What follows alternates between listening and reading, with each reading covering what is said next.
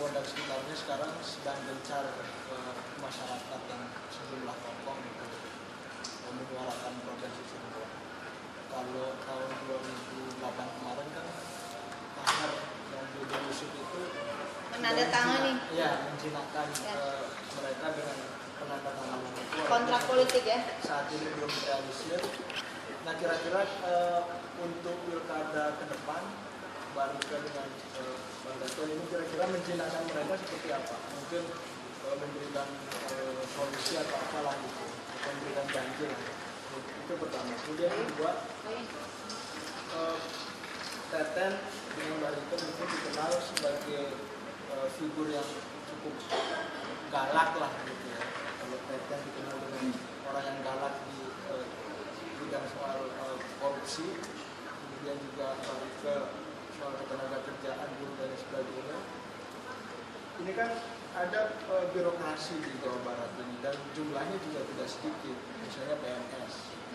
Ada mungkin mereka juga, mungkin teman-teman calon juga butuh suara mereka. Tapi ada kemungkinan menurut saya mereka juga agak khawatir memilih dua orang ini. Jangan-jangan mereka hadir, mereka terpilih, kita berbahaya. Nah, apa yang kemudian ditawarkan kepada teman-teman PNS selain misalnya tadi bersih di level korupsi PNS, tapi kan korupsi dan sebagainya kan masih kuat sekali di jajaran birokrasi. Tawaran teman-teman PDI, terutama Mbak Rika dan Teten, untuk teman-teman PNS seperti apa? Pertama mengenai Provinsi Cirebon, saya tidak sepakat kalau kita dikatakan harus menjinakkan rakyat karena mereka bukan binatang. Kita harus diajak dialog saja, saya yakin bisa. Dan kami tidak akan melakukan kontrak politik tanpa tahu indikator-indikator bisa dijalankan atau tidak. Kami tidak akan melakukan kontrak politik tertulis hanya untuk agar orang memilih kami. Ini bukan persoalan menang dan kalah. Ini persoalan apakah kita bisa membangun sebuah pemerintahan yang baru yang tidak transaksional dari awal mula. Kalau dari awal mula sudah transaksional, sudah terjadi indikasi kebohongan publik dengan hal-hal seperti itu, maka kami tidak bisa menjamin apakah ketika memerintah itu kemudian terjadi kebohongan publik atau tidak. Karena nyambung kan? Nggak mungkin nggak nyambung, pasti nyambung. Nah kami tidak mau melakukan hal-hal seperti itu. Jadi mengenai Provinsi Cirebon, pemekaran, saya selalu mengatakan saya orang yang sepakat ada pemekaran di Jawa Barat. Komitmen saya bukan berdasarkan agar orang memilih saya, tetapi berdasarkan realita dan kebutuhan agar rakyat lebih terurus dan agar hak-hak dasarnya sebagai rakyat, terutama kesehatan dan pendidikan dan lapangan kerja itu bisa terakses. Ya, ada perputaran ekonomi rakyat di situ. Ini yang harus menjadi targetnya. Untuk kepentingan ini, saya orang yang akan memperjuangkan pemekaran itu. Tetapi kalau untuk kepentingan sekedar melahirkan raja-raja kecil, saya orang yang akan berada di depan karena tujuannya bukan untuk rakyat pastinya. Nah, kami memohon dukungan kepada masyarakat.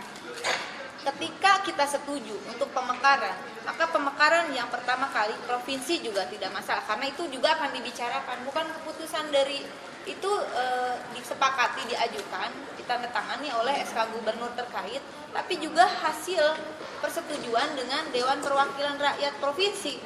Bukan kita gubernur dan wakil gubernur loh, itu udah dari awal mula jangan bohongin rakyat. Gak bisa seorang gubernur tiba-tiba mengusulkan pemekaran, itu harus dibawa dalam persidangan parlemen. Ketika selesai di gubernur dan dengan pemerintah provinsi dan DPRD provinsi, itu dibawa ke tingkat pusat, eksekutif dan parlemen RI, DPR RI.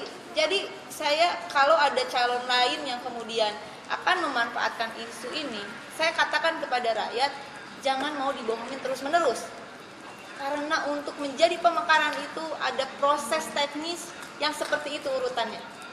Ya, kemudian juga apa yang akan kami lakukan, yang kami sangat inginkan adanya pemekaran berdasarkan realita jumlah rakyat 45 juta terbesar di Indonesia. Namun tingkat 2-nya hanya 26 kota kabupaten plus 1 Pangandaran baru dimekar, karena saya juga ada di paripurnanya tuh. Jadi saya tahu urutannya kalau mau mekarin. Nggak bisa sekedar mau-maunya supaya orang milih kita, jangan. Itu bohong tuh kalau kayak gitu ya. kalau saya bikin seperti itu sekarang, bukan yang kemarin sih terasa aja. Nah, ini yang akan kita pastikan adalah fasilitas-fasilitas dasar rakyat harus ada sebelum dimekarkan. Minimal puskesmas, RSUD di tiap kota kabupaten itu harus ditambah, harus 2 dengan kualitas yang juga memadai, bukan asal-asalan. Jangan sampai terjadi seperti Kabupaten Bandung Barat, seperti Kabupaten Tasik dimekarkan tanpa ada rumah sakit. Itu membebani daerah sekitarnya. RSUD yang lain juga jadi ada tunggakan segala macam, itu bisa bangkrut loh. Ketika sebuah RSUD bangkrut, maka yang dirugikan adalah rakyat. Juga jumlah puskesmas. Gitu. Nah, sekarang bicara soal Cirebon. Saya untuk menjadi tingkat 2 saja, prasyaratnya kalau yang dengan targetan yang tadi saya katakan harus jujur, belum terpenuhi. Bicara puskesmas saja, tadi dari Kabupaten Cirebon misalnya hanya ada 1, dan harus di kabupaten daerah apa tadi ya? Kapetakan ya, susah banget namanya. Di Kapetakan dari 9.000 penduduk di sana, yang jadi TKI 600 orang, banyak banget kan. Puskesmasnya cuma ada 1, melayani 3 kecamatan. Enggak sehat. Kemarin kita ketemu langsung dengan penduduknya. Apakah ini yang akan kita dipertaruhkan sekedar untuk ada seorang gubernur baru atau bupati baru, wali kota baru? Kalau tujuannya itu, saya orang yang pertama akan menentang. Tapi kalau tujuannya adalah menjamin rakyat bisa mencapai aksesnya yang lebih baik, lebih sejahtera, saya orang yang akan berada di depan. Harus siap dulu. Harus siap dulu, dan itu menjadi target tahun pertama kami.